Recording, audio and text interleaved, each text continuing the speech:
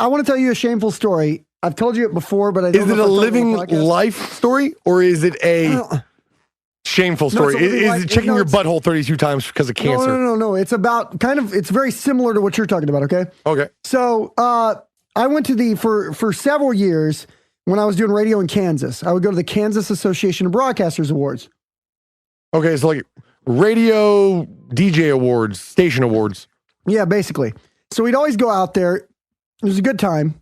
And anytime you get into any kind of convention, at least this is what I do. I still do it. It was just like when I was in high school and there was a field trip and Hold we were on. going to be somewhere for the night. Hold on. Go ahead. You take that cock out of your mouth. Stop gagging.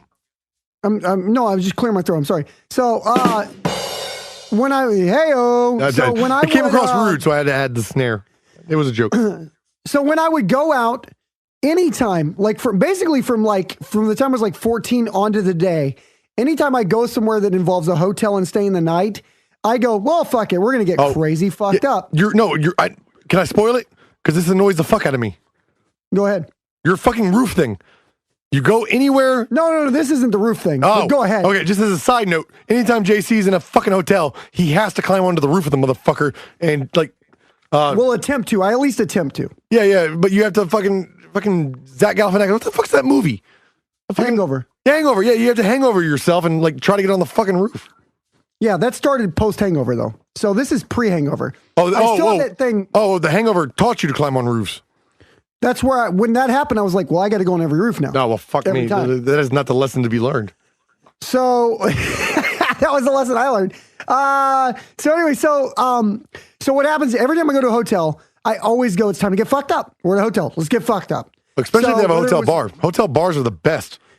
Well, I don't even fuck with a hotel bar. My goal is usually to get down to the kitchen, steal the wine, get back up with the wine, drink the wine. Oh, literally, like you're sneaky snaking through the fucking kitchen while like I assume there's people in chef's hats and shit doing chefy things. If I'm being honest with you, I've done it about 7 times. Where what I'll do, and it's always not. I've tried it probably 30 times, but I've succeeded 7. So you go down into the kitchen area where like the chefs are and act shit. like you're supposed to be there. You have no. You go there at like 10 at night. Okay, so you are sneaky snaking. You're cat burglaring this place. You go in there when the basically kitchen's closed. You're always gonna find bottles of wine. You snag 2-3 bottles of wine, take them up to the room, get fucked up on their wine. It's great. It's always exciting. Very exciting. I mean, I have to, as a responsible like adult that I consider myself, condone like the theft of that. But you have to condone it or not condone it. Yeah, I have to not condone it. Okay. Discondone it. Condone it. Yeah, okay. Yeah, I have to discondone that shit. I'm telling you guys, I condone it, and it's badass. If you can steal a bottle of wine from the kitchen, get up to your hotel room, points, motherfucker. No, all day, I would never have gambled on you being that guy. You know, like having the balls to go like steal something. It's like very exciting to me. But that's the only thing. Like you won't steal a candy bar or a Tic Tac, but you will sneak into hotel liquor cabinets. Because when I go to hotels, I instantly want to be reckless. It's crazy. I don't understand why. It's like this isn't real life anymore. It feels like it's a house full of 10,000 beds. This isn't real. Let's steal and gamble and fire. It doesn't feel real. So anyway, so go to the KABs year after year after year, and I get in that hotel mode. I'm in a hotel. It's fucking crazy time. So we get in the hotel. We go down. Now, it is one of those conventions where everything is happening in the hotel, which makes it way easier to get crazy fucked up because there's parties in some hotel rooms. They have like conference room B and the seashell room booked. But there's no driving or anything. You just walk up and you walk down. You walk up and you walk down. And booze flow. Fucked up. Booze flow with those things, man. Booze flow is crazy. So I would always get crazy fucked up. Now, what would always happen is like me and my buddy Drew would then like get a cab and fucking like we get fucked up by like midnight. Then we go disappear to the bars in like the shitty part of Topeka, Kansas, which is like the dangerous part. Like dive bars or like the club bars? Ghetto ass. No. Like ghetto bar. Like places me and Drew should not have been. Yeah. So like the club style bars. But they're shady as fuck. You can have a shady club. Very urban. Very. Okay, wow. Dude, you went there? Oh, wow. Me and Drew would go to the most urban, hardcore part of town. And we would walk right in, but we'd be wearing suits and shit. We'd be passing out our fucking business cards. We'd be acting like we were the fucking shit, right? Right. We'd be throwing dollars all over the place. Well, y'all are like county over big time DJ guys. We were acting like it, and we were acting like we were bigger than we were. But anyway, it worked, and everybody loved us. And we were like, this is the only time I felt like Rick Rubin. I was like, are we fucking Rick Rubin right now? I don't know what's happening. You think that's how Rick Rubin feels? Like a badass all the time? I don't think you can compare to Rick Rubin's. No, I'm telling you, I felt like. I know, I'm just saying, like, try to imagine $1 billion. You have no clue how much space that takes or what it is. Same way. What I'm saying is you have no clue what Rick Rubin is. I felt like I feel like how Rick Rubin feels. Okay, that's how I felt like. So big swinging dick motherfucker is what I felt like. So we're up in there, we're fucking making friends, we're taking shots, we're getting fucked up. Now we'd rock this thing till 2 a.m. Drew would then have friends in Topeka. We go out there till like 4. So most of the time though, my goal was like we'd go we go club, we'd go hotel. But like accidentally showing up at like a house party that you don't know anybody at, right? Because that's something I've done. Drew knew people. No, yeah, but you don't. People. Like normally in my course of life, when I go to like a house party, I have a clue who a handful of people are. I know my little like safety pocket of people to hang out with. Yeah, I had no safety pocket. No, I've met people in bars and shit, and then like, hey, good times. Let's go to a house party, and I show up and I'm like, how are all you North Dakotans? I'm from Texas. Like I don't know any of you. That's because you're trying to talk to people. If you really, there's a way to like at these, because I've done the after party house party several times with no one I know. Well, I would say several, probably not 6 times, 7 times. Not like enough to be an expert, but every time I go the after party house party, I've probably done 7 or less. Like, yeah, I have no clue who anybody is. The ones that are 3, 4 in the morning, it doesn't even matter because I'm not even talking to them. It's literally high fives, beer pong, music videos. Shots. Very hype. No one even cares. I think it doesn't fucking matter. We need to be like party planners or something. I think that's our best attributes is we know how to put on a show and party. I didn't have to talk to anybody because I was just in party mode. I didn't have to have a conversation. You all of a sudden become like the big dick host. You out-host the host.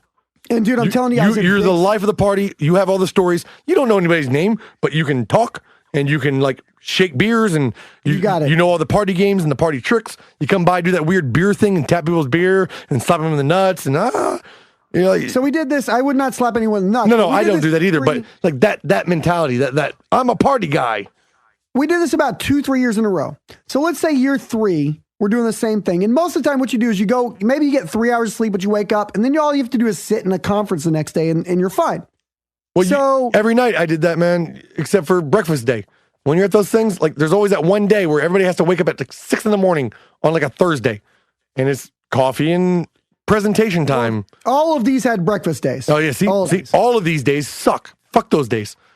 Well, most of the time I was fine though because I was just tired. So you eat the breakfast and then it's vacation. Like every fucking guy in this like area gets to go out and get boozed up.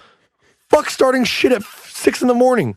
Yeah. But either way, I'm just saying, like, every one of these things, because they were only 2-day deals. These were not long conventions, okay? This was there was like an award ceremony the next day at a convention. Oh. It was like a 2-day deal. Oh, so you have like one night. Like, you show up, you do This is the night to party. You got one party night. You party night and then another, okay. I'm used to like 4 or 5 day conventions. No, these were literally there and back agains. So we go there, and all I would do is I would sit in the back. I had it figured out. I'd sit in the back 100%. Of the sales presentation, put some shades on, fall asleep, and then wake up when everybody else sleeps because it's like in the movie. Oh, you're sitting at a presentation and you put sunglasses on? Yeah, go to sleep. 100%. You're not fooling anybody. Well, it's fine. I wasn't worried about fooling. You're the one guy in the back wearing sunglasses with his head like a drowning turkey. Wasn't worried about it. Okay. Never got caught. Nothing went wrong. Everything was great. I'm not judging. You got balls though. Because I would sit there I don't want to be the asshole in the back because I know here's what you have to remember. You sit in the middle and then you hold the squirty shit because you're so fucking hungover for like an hour or two, and then you run to the bathroom and get the fuck home and take a nap. What you have to remember is there are literally 2 JCs. There's real life JC and there's hotel JC. Hotel JC is the crazy ballsy. Well, I know unusually ballsy. I know a real story about Hotel JC, and I don't think we ever shared it. By the way, you would argue that was ballsy, right? No, I don't want to share the story because we get too deep. Fair enough. But you'd argue that was fairly ballsy. No, that was ballsy as shit, and then instantly cowardice and tuck and run. Yeah, but the what I'm saying is the moment for everybody in the audience. Essentially, JC words were coming out of his face, and he made promises. then he committed enough to those promises to make it sound real. And then as soon as like the situation arose where those promises were going to happen, he's like, no, fuck that. Fuck all that. No. I was just being Hotel JC. I was just being Hotel JC. Like, I didn't realize he was going to cross over I the own this real fucking hotel. Oh shit. Like this is going to, no, fuck no. I'm going to bed. I've been asleep for 3 hours. I'm wearing my pajamas, motherfuckers. So anyway, so there is Hotel JC, and so Hotel JC doesn't give a fuck. I'll put shades on, fuck it. But there was one time I crossed over the line. So one night we rocked it too hard. We did do the breakfast thing, so we had to get up like 6 and do the breakfast. And I remember like eating the breakfast, hoping it would like soak up the shit. No, it just gives you the shits. Don't eat the fucking breakfast. It did worse. Maybe fruit. Maybe touch the fruit. Dude, I'm sitting in the back and I'm feeling it coming. Like I'm feeling like I'm gonna yak. You shit yourself in the conference? No, I didn't shit myself. I was gonna yak. I had to spoil these, but goddamn, I was like, I couldn't. I was on the edge of my seat. So I'm sitting in the back. I got my shades on. I was gonna go to sleep, but I felt like, oh fuck. I'm gonna throw the fuck. Oh yeah, you are. You're vomit guy. I forget you're a vomit guy. Always vomit guy. So I thought like, okay, find the family bathroom. No big deal. You find the because I'm a pro at fucking throwing up in public. Real fast. Time out. Yeah. Specifically, family bathroom. So you're running past the regular bathrooms looking for the family, or is this dire? Initially, and you're puking. You're shitting in the woman's sink. So my theory was if I find, because I've done it before. So anytime I throw up a lot in hotels, which if you're fucking me and you get drunk a lot in hotels, you always puke in the family bathroom because there's a lock and only one stall. Privacy. We went over the privacy thing. I think. So, but still, in a dire situation, like I'm not shitting you. I have pissed in a female bathroom's sink because it was like I have to now.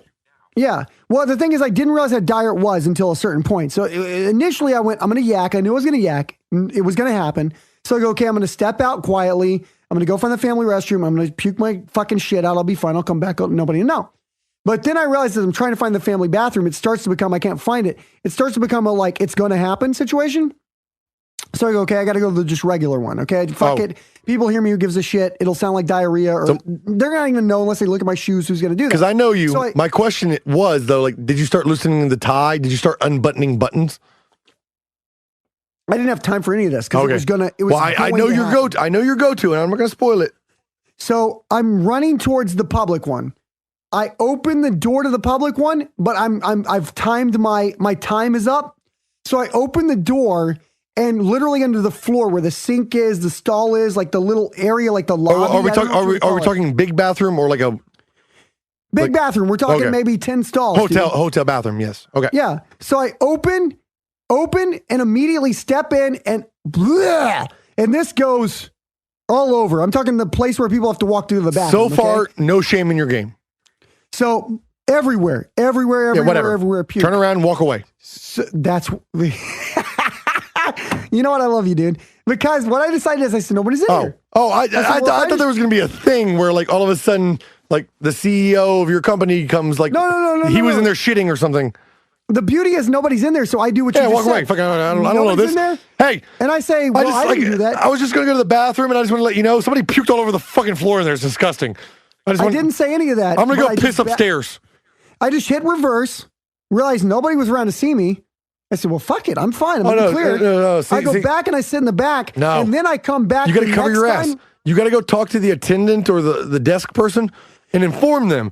That way you have an alibi saying, like, I don't know who did it, but maybe I was the first one to stumble upon it. No need for an alibi if nobody saw you. No, it does. Because there's a security camera and shit like that, but there's none in the bathroom. So they see you walk in. Plug a security camera to see you puke. I don't know. Somebody's watching that shit and maybe it goes on the internet. I don't know.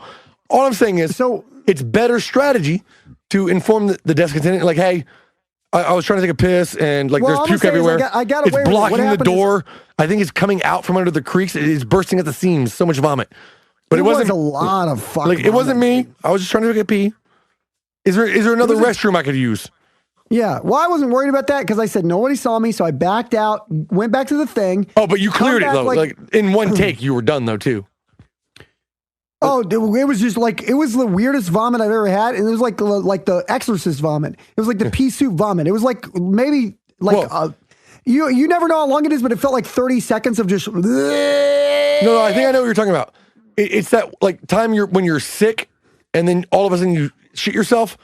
But instead of being like a little shit, it is the entire contents of the last 5 years of your stomach. Dude, my stomach was empty. My stomach was empty. It's all of it all at once, and you were not ready for it. And very projectile, like very like farther than you can. Violent. Yeah. So it's just everywhere, right? It's this violent projectile right in the door. I back up, go back in. Now, about 15 minutes later, they do the thing like, hey, we're going to take a coffee break, guys. And I see people going. And also, my strategy would have avoided this next part of your story. Like, I would have gone like, hey, I don't know, but, I got to go piss. Like, can I wear? And they would have gone and cleaned that shit, and you wouldn't have set yourself up for what your punchline is. Everybody walks in to the bathroom. Then I hear everybody coming out and everybody's talking about it. And I'm just sitting there drinking my coffee and I'm going, they didn't, in a weird way, I felt almost like vomit running down your chest and your tie and your dress shirt. No, like just covered in vomit. You're like, oh, wow, guys, that's a weird story.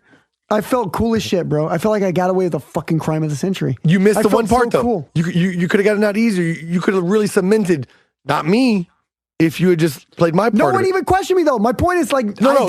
I did it. Cosmically, I was even to the staff or anybody. Like, you would have set up the perfect alibi. You'd have walked in and, blah, hey, guys, there's puke in there. I don't know. Where can I pee? And they would have let you into the back and let you use their private bathroom. Then, if you're really unscrupulous, you could have like taken the safe out with you in your pant leg. Like, you could have really gotten into some shit in a hotel. Well, that was the moment where I realized, like, fuck, man, I'm way too old for this.